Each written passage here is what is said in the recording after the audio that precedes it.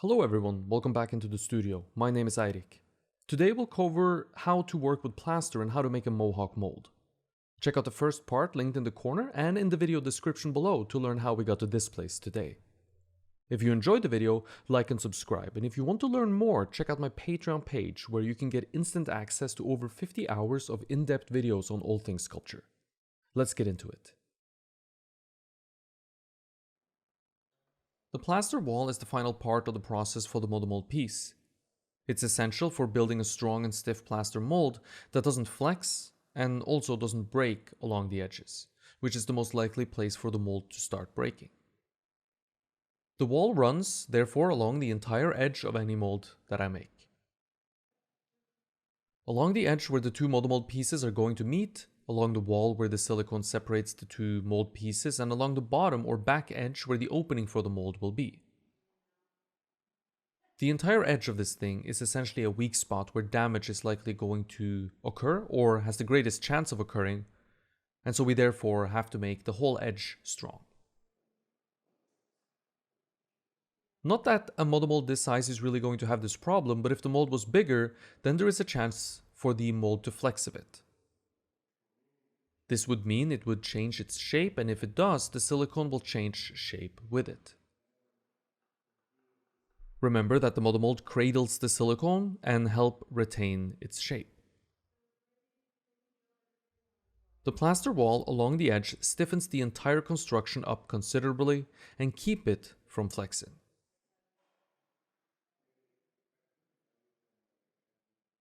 If the mold was bigger than this, I would also install a metal rod or a pole of some kind in the longest direction to help keep the mold stiff and not flexing. This mold is pretty small, just a head, so I think we can get away without one this time.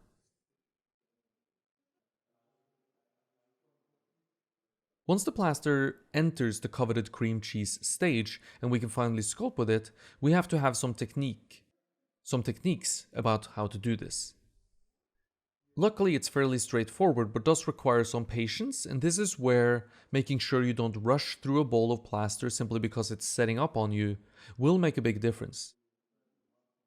Always stay patient in this stage, and if the plaster in your bowl goes from cream cheese to cottage cheese, so it becomes crumbly and not creamy anymore, then it's time to stop and mix a new bowl.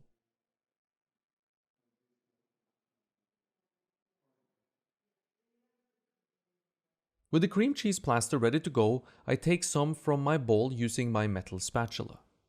I prefer the flat spatulas with rounded edges, but this is simply personal preference.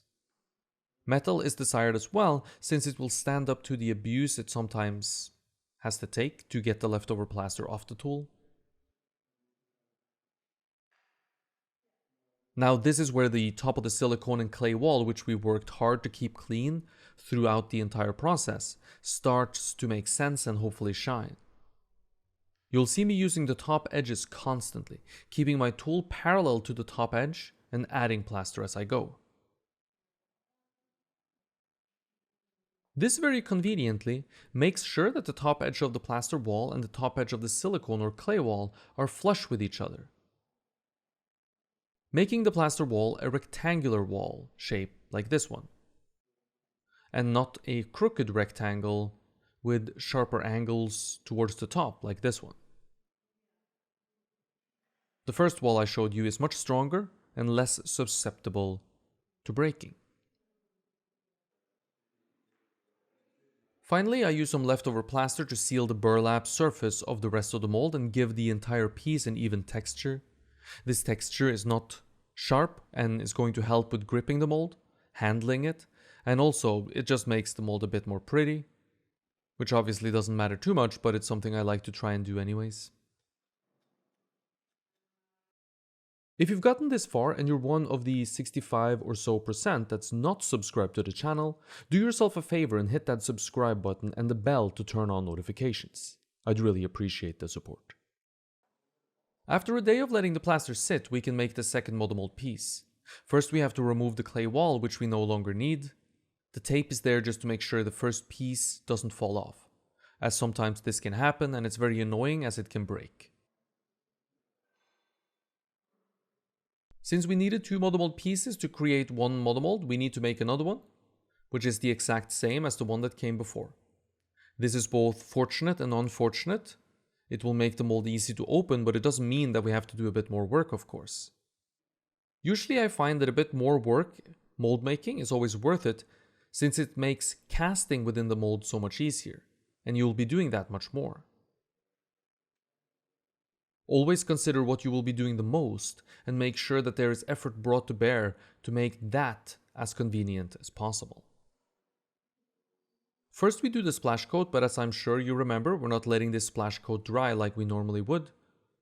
Make sure the splash coat is fairly even, and if there are any spots where the plaster separates from the silicone like oil on water, do not despair, it won't matter.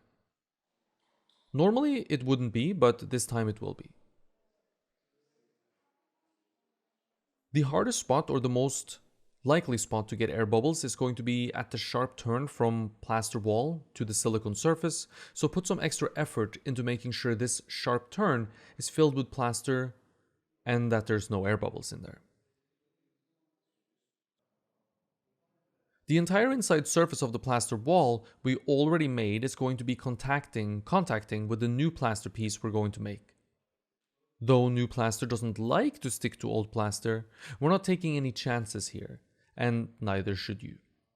I therefore use Vaseline as a release agent on the plaster surfaces that will have new plaster up against them. Since the second plaster piece is exactly the same as the first, we'll skip over the making of it here. You can learn and see more by heading over to my Patreon page and checking out the longer version of the video there. There's a link in the description below the video. Currently we have 2 model mold pieces and we'd like for them to be able to function as one model mold. To do that, we need some way of connecting them back together. This we're going to accomplish by drilling holes in the plaster wall and bolting the 2 model mold pieces together into one piece.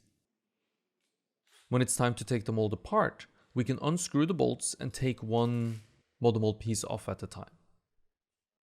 The plaster shells, once drilled, can be taken off. I like to drill while the plaster shells are still in their original position, as this is the most correct position for them to be in. If we took them off first and then drilled, it might be tough to line them up perfectly again, and we might end up with some misregistration, leading to some weird looking result.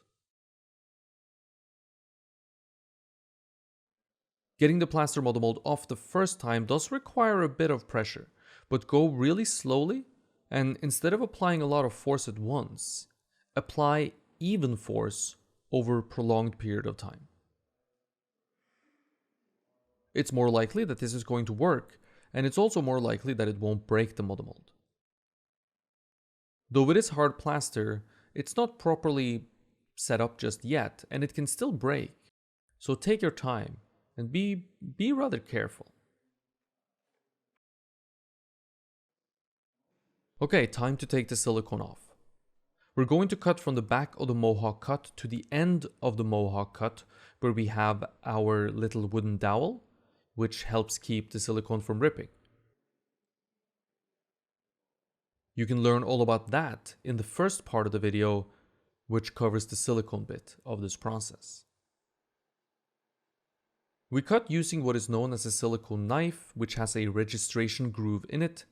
This creates a positive and negative channel in the silicone so that the 2 halves of the cut always come back together the same way and very easily, and they don't slide around. There is a mark on the knife so I know how deep to cut, and this ensures the groove stays in the middle of the height of the silicone wall, not too far up or not too far down. We'll finish off the cut with a regular knife in places where the silicone knife didn't go deep enough, because of course we had to pay close attention to the Sharpie mark and not go above or below that.